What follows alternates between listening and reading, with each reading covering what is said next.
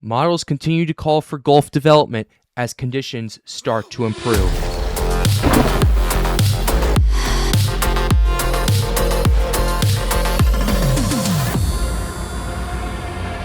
What is up, weather enthusiasts? I'm your host, Pat's Path Predictor. Let's get right into the weather.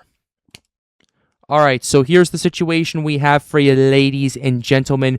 We have quite a bit to discuss with you today with our potential Gulf development threat and a few other areas that we're going to be watching out for as well. So we're going to be talking a lot about that, as well as the conditions and the potential inhibitors that we could be seeing as well. But before we get into all of that, we are closing in on 15,000 subscribers, so be sure you hit the subscribe button and like the video if you really enjoy this. Also, Naz Does Weather is going to be on the Triple P show tonight, starting at 9 p.m. Eastern, 8 p.m. Central, so be sure you stay tuned for that, as I'm very excited to have this get started. So with that being said, we're going to go ahead and dive right into it.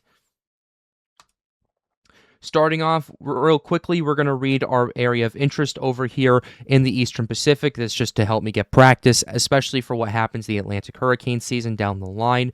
But let's go ahead and read this out very quickly, and then we'll go ahead and dive into the main meat of the video.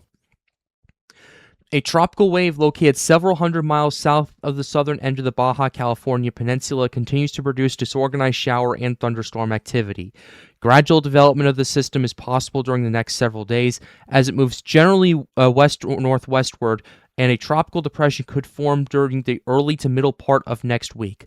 By late next week, the system is expected to reach a much less favorable environment for development. 60% chance of formation in the next 7 days. So that's the situation that we are dealing with right now. It was 0.80 yesterday, so those chances have definitely decreased quite a bit at this current point. So we'll have to keep you updated on that, and we'll continue to watch as more information continues to come out.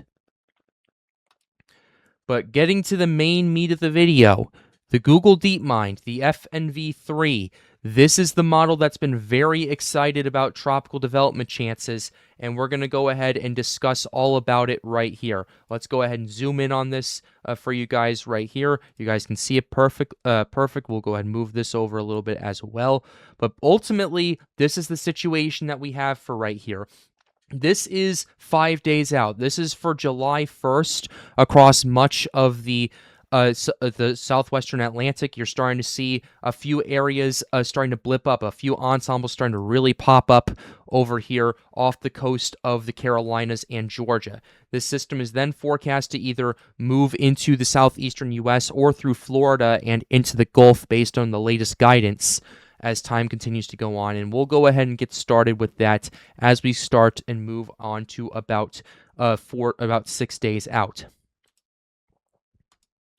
So this is for July 2nd right here. You do start seeing some pretty an interesting situation developing right here. You're seeing these ensembles are really starting to ramp up, and you're also starting to see them really start to strengthen as well as it moves through the Gulf Stream. Those are extremely warm waters that we're dealing with over there, and I think that's why the Google DeepMind is forecasting a more powerful intensity. And even still, the powerful intensity we're looking at max winds with some of this, even areas in the 990s up to potentially 70 to 75 miles per hour, which is tropical storm to hurricane strength based on the data that we have for right here. There's a 974 outlier over here that's about 17 millibars lower than than the next big one.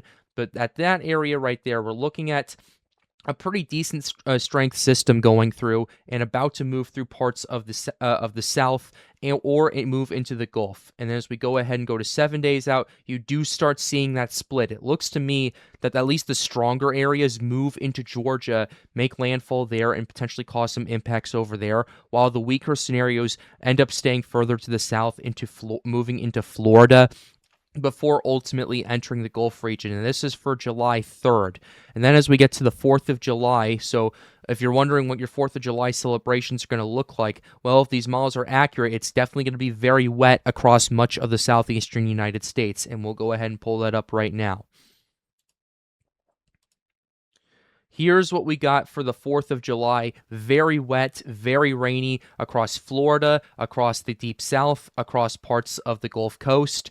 It's going to be an interesting situation to see if this pans out or not, because I will say it's definitely not an unheard of scenario that we've seen. Last year, we actually had an area of interest that actually had a moderate chance of developing before it moved into Florida and into the Gulf and ultimately dissipated. So that tropical threat is still there, and it's definitely kind of taking a similar path to what we're seeing over here on the southern part of the ensembles.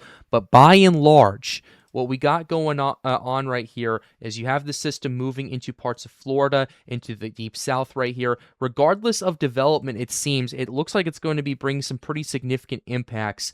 Although, based on what I'm seeing right here, you do have an outlier over here moving into potentially parts of the Gulf Coast right here, potentially up to hurricane strength, making landfall in near Mississippi or Alabama before all these runs start to either dissipate or shift back to the northeast moving forward. And as we go ahead and go to about 36 hours out, so this will be July 6th, they start really shifting, moving into the Carolinas, potentially moving into Virginia, and moving out to sea as well. We also saw this in yesterday's runs as well. And if it does end up holding, and we do end up seeing the system moving into out into sea again, it's going to move right back into the Gulf Stream, and maybe some potential developments could happen over there on the backside of this. So we have a lot of things that we need to go over. There's a lot of uncertainty that's still in place for right now, but we can at least look at the water temperatures, we can at least look at the conditions, and kind of do a pretty deep and a deep dive into this and go, okay, how legitimate is this, and how can we exactly extrapolate what's going to be happening? Starting off with the water temperatures, who said they weren't warm, ladies and gentlemen? Across much of this region right here. Look at this, ladies and gentlemen. You're looking at 29 to 30 degrees Celsius water temperatures, and a bit further up to the north, it's peaking around 29 degrees Celsius. For those of you who do not know, that is 84 to 86 degrees Fahrenheit. That's for those living in the United States and those who do not use the metric system. But ultimately, what we're seeing right here is a very high ceiling. These are actually the warmest waters in the Atlantic right here, where the system is at least forecasted by the Google DeepMind to move through. This is an interesting situation that we're going to want to watch out for, because very quickly, under the right conditions, a tropical cyclone can easily take advantage of those very warm waters and really start to ramp up from there. And considering the fact that these are the warmest waters in the Atlantic at this current point in time, it's definitely something that you're going to want to take more seriously than say what we saw with Arthur back a few weeks ago. Arthur developed off the Texas coast. It was rather elongated. It moved through Texas, Louisiana, and the deep south, caused a pretty significant amount of damage over there. I think the estimates of the latest are about 4 to 6 billion across the deep south, but we'll have to pay attention and see that. And I know a lot of that was the flash flooding threat, which I think we're going to see another potential flash flooding threat with this system right here, especially with how slow this is forecast to move. It's not forecast to be a very fast storm until it starts potentially exiting the United States on the backside, where the Carolinas could potentially get impacted. But ultimately, when it starts to organize and when it starts to develop according to the models, we are looking at some of the warmest water temperatures going on from the Atlantic. And if it enters the Gulf, you're entering an even more big heap of trouble right here, because not only is the Gulf surrounded by land except for the Florida Strait and the Yucatan Strait over here, it's also a potential scenario where if the system moves far enough south, it can easily take advantage of the very warm waters there and the loop current, which only exacerbates the issue in terms of the fact that the water temperature that's already warm there goes way deeper than it does in other parts of the Gulf. But you do also have a trade-off, too, that I'm noticing, and that trade-off is essentially, you either have a slightly cooler yet much deeper waters, or you have a scenario where the waters are a lot warmer, but it's a lot shallower because it's closer to the coast and it's right along the continental shelf. So that's kind of a situation that we're going to want to watch out for. And I want to go ahead and pull up the ocean heat content as well to kind of give an indicator of just how deep this all is. Here is your OHC, ladies and gentlemen. OHC across much of the southwestern Atlantic, pretty considerable right here. You're looking at 50 50 to 75 OHC over here across much of the Gulf Stream and across parts of the southwestern Atlantic. That is a pretty significant amount of OHC right there. And considering that we're dealing with 29 degrees Celsius waters over there, which is about 84 degrees Fahrenheit once again, you have that scenario where, yes, the water's on the surface is going to be very warm, but it's also going to extend a bit further deeper down than you would argue, say, further out to sea as well. So that's something I'm concerned about. And also the close proximity to the coast as well is another thing that worries me too. Because this system, as it moves closer and closer towards the United States as time continues to go on, as we head towards the 4th of July when the system starts to get its act together, you have a scenario where not only the water temperature increases, but also the ocean heat content increases, especially in the Gulf Stream, where those areas of around 75 to 100 OHC farther to the south will definitely play a role in this, and that's something that you're going to want to pay attention to. But you also have to watch out for the Gulf scenario as well, because if it moves farther to the south, let's say it makes landfall near the Space Coast, moves out of Florida on the west coast up near the Tampa Bay region, it runs right into the northern part of the loop current, where you're seeing 100 OHC over there, and water temperatures almost exceeding 30 degrees Celsius, 86 degrees Fahrenheit. That is your warmest water that the system is going to impact, and that's where the worst of it, I would say, I'd say the worst case scenario would be, in my opinion, based on all the information that I have so far, before it moves into the Gulf Coast, if it goes that far to the south. We're going to have to keep this an eye on this. We're going to have to take this very seriously. But another thing I do want to note is OHC across much of the Caribbean, OHC across the MDR as well, has definitely increased quite a bit over the last week. Let's go ahead and go back to June 19th. Garfield's birthday for you guys. Here's what we were at June 19th. OHC was mainly concentrated in the northwestern Caribbean. It was more so disorganized in much of the Gulf over here, and mainly concentrated over here. You didn't see too much starting to pop up in the Atlantic Basin or the main development region just yet. What are we seeing for June 26th, ladies and gentlemen? Boom. More OHC everywhere. The OHC is actually extended well into the Atlantic over here. The OHC has definitely increased in much of the main development region. And in the Caribbean, those 100 plus OHC values have really started to shift not only further to the east, but they've really started to become less concentrated and more widespread as well, on top of those values continuing to increase as well. But the main thing I want to watch is the loop current. Look how in a week's time, it went from a somewhat disorganized mess over here of about 75 to 100 OHC. Look how well concentrated this is now. You're looking at 100 plus OHC over here in the span of a week.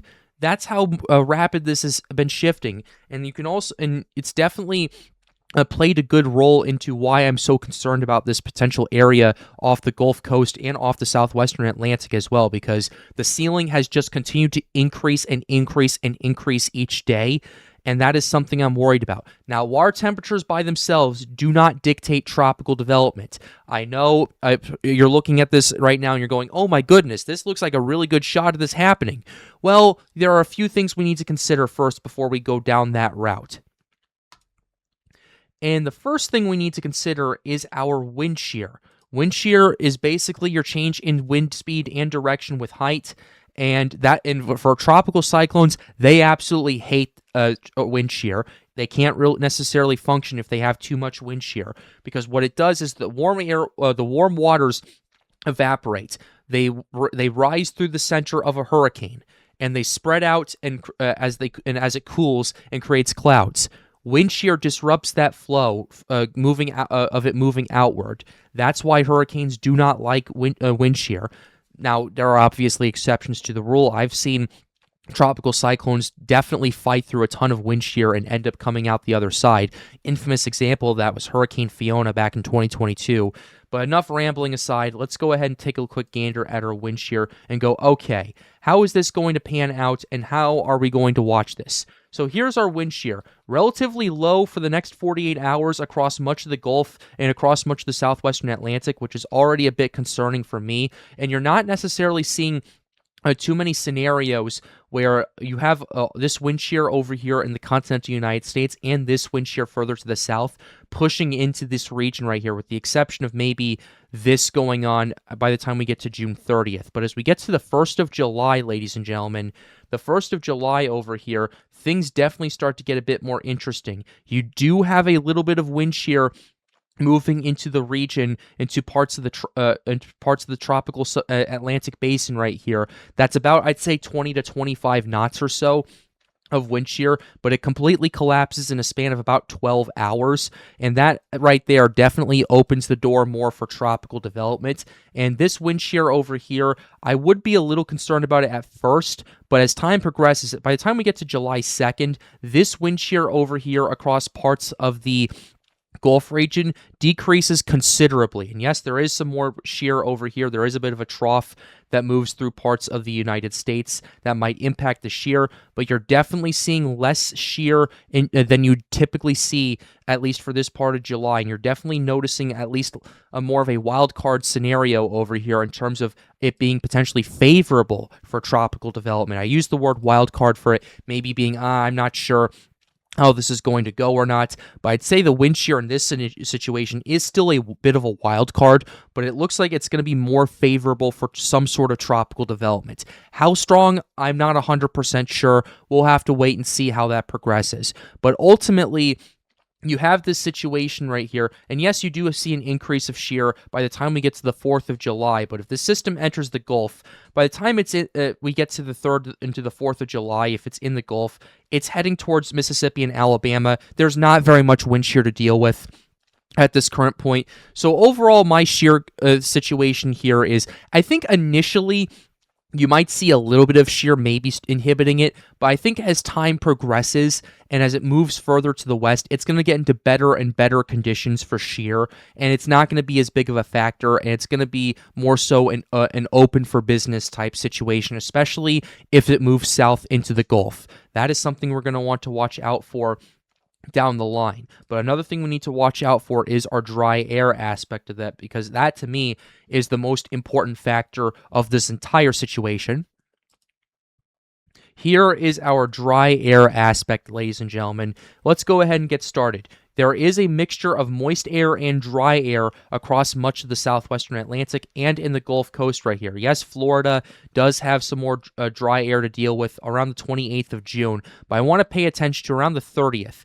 Around the 30th, I'm noticing a lot of moist air starting to move into much of the southwestern Atlantic, where the Google DeepMind is forecasting things to start getting their act together.